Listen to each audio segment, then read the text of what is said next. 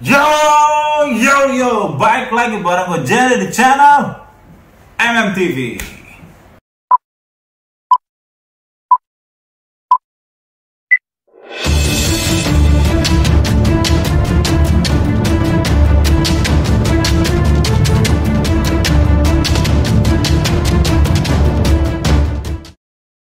Oke guys, sip.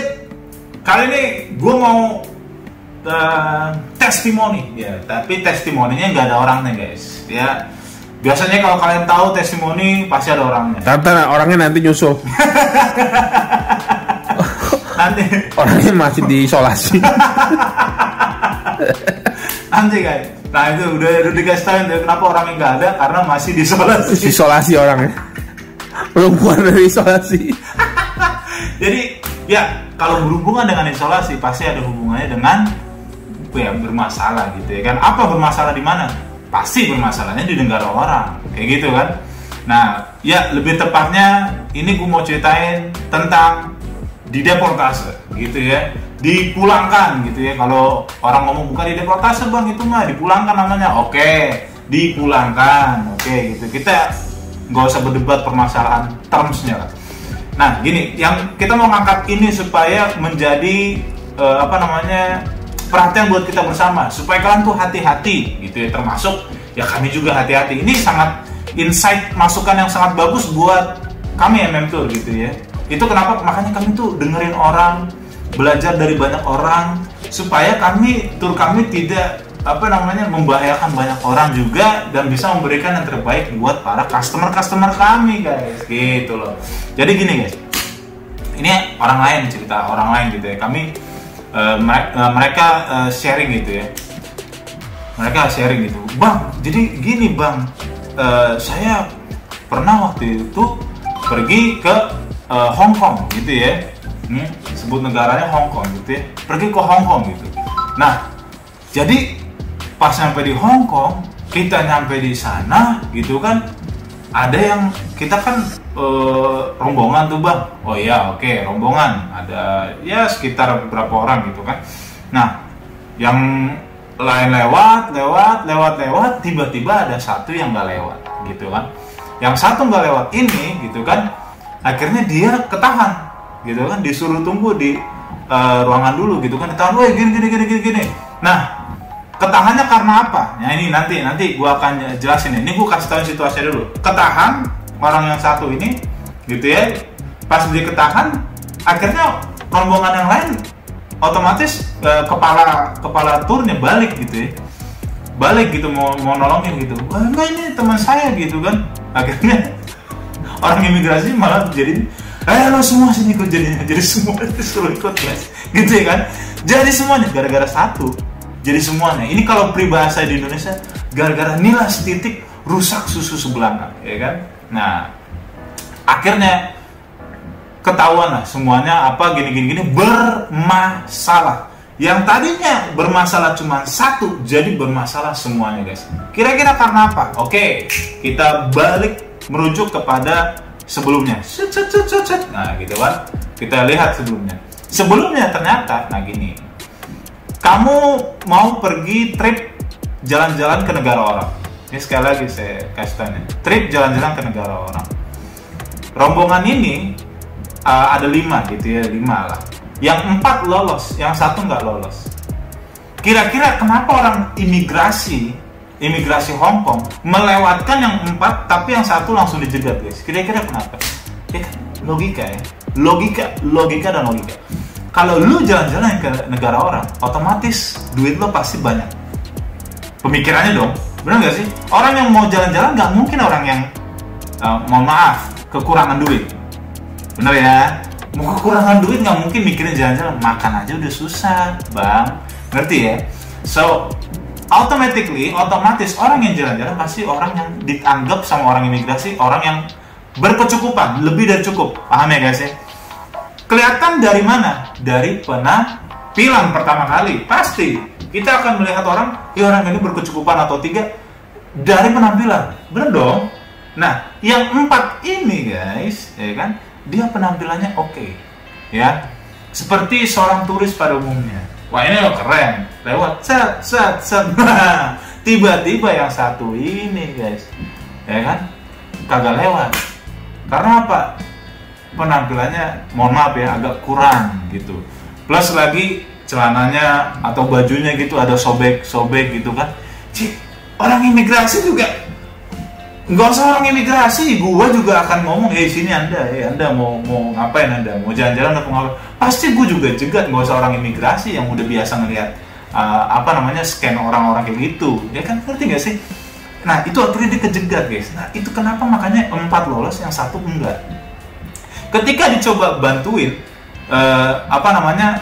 dia ditanya, 1 kesalahannya udah pakainya tidak sesuai sebagai seorang turis. Yang kedua, yang parahnya, dia ditanya nggak bisa bahasa Inggris lagi. Udah tahu, kamu kalau mau jalan-jalan ke negara orang, otomatis kita harus bisa bahasa Inggris, minimal bisa ngejawab lah, ngerti nggak sih guys? Walaupun kamu nggak fluent atau pronunciation-nya nggak terlalu bagus, it's okay. Tapi yang setidaknya kamu ditanya kamu bisa jawab, iya nggak sih? Nah dia udah pakainya kurang bagus, kurang memadai untuk seorang turis. Kedua, ditanya bahasanya pelangak-pelongo. Dan lebih parahnya yang ketiga, karena dia pikir dia gak ngerti apa-apa, dia malah kabur guys, melarikan diri. Ya tambahlah dipikir orang teroris, ngerti gak guys? Nah ini dari sini nih yang namanya kejadian ini, 3 hal ini akhirnya ya orang ini ditahan gitu. Nggak usah siapapun guys, walaupun kamu nggak salah ya, tapi kalau kamu dipanggil orang imigrasi dan kamu lari, kamu udah dianggap teroris guys. Itu loh, ini orang pasti membawa sesuatu hal, benda tajam atau apa kayak gitu kan. Oh kalau tenang, kalem gitu, kok malah lari gitu loh. Nah ini yang gue bilang sih fatal banget gitu. Ketika lari itu udah fatal banget, itu udah, lu mau sebenar apapun ketika lu udah lari, lu udah salah gitu. Jadinya pasti lu akan dipulangin gitu guys. Nah akhirnya dia masuklah ke ruangan isolasi, berusaha orang turnya nolongin gitu ya, tapi orang turnya malah dimasukin isolasi. Jadinya orang turnya dimasukin isolasi juga guys. Karena apa? Gue sih ngelihatnya karena apa? Karena parah. Orang yang ditolongin lari, ngerti gak guys? Makanya akhirnya, oh lu temennya, sini lu ikut. Nah ngerti gak? Jadi pemikirannya kan, ini teroris juga nih, ngerti gak sih? Ini orang kriminal juga nih, ngerti? Terlepas dari apa? Karena sikapnya ini orang lari, gitu loh. Jadi dibawa semua, sampai akhirnya rombongannya juga yang udah lewat tadinya guys, masuk ke ruang isolasi. Bener lah, akhirnya yang tadinya nggak bermasalah gitu loh, yang masalah cuma 1, jadi semuanya bermasalah. Di ruangan isolasi itu dicekin semuanya, mana duit lo bawa berapa? Jadi semuanya dicekin guys. Sebenarnya kita tuh ngelewatin migrasi itu gampang, harusnya gampang. Nggak kalau kamu memang pakainya sudah rapi apa segala macam, itu pasti lewat aja.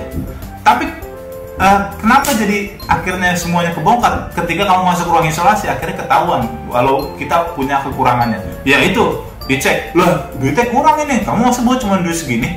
Ada yang malah belum ditukerin duitnya, masih uang rupiah, belum ditukerin ke dolar Hongkong gitu ya.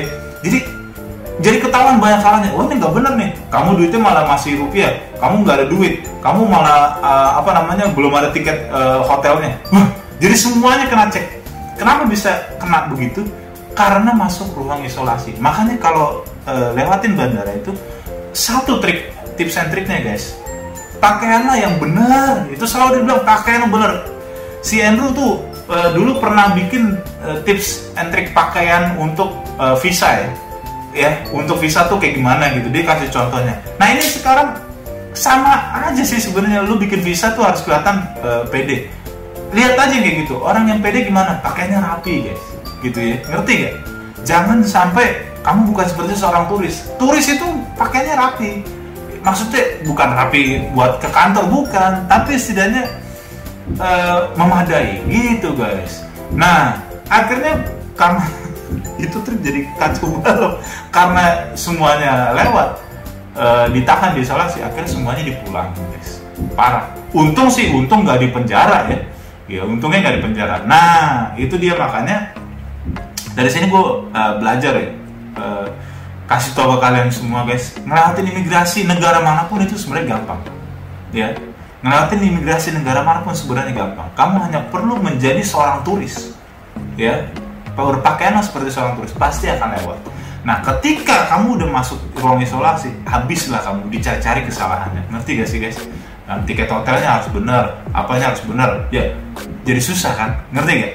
Nah, supaya kamu nggak sampai kena ke situ, jangan sampai deh masuk ke ruang isolasi. So itu aja guys. Nah, gue nanti part selanjutnya gue akan ceritakan deportasi di isolasi itu kayak gimana ruangannya gitu ya, karena ini cerita agak panjang. Di ruang isolasi itu gimana gitu ya, dapat apa aja gitu ya, terus diapain gitu ya, berapa lama, terus ngapain gitu ya.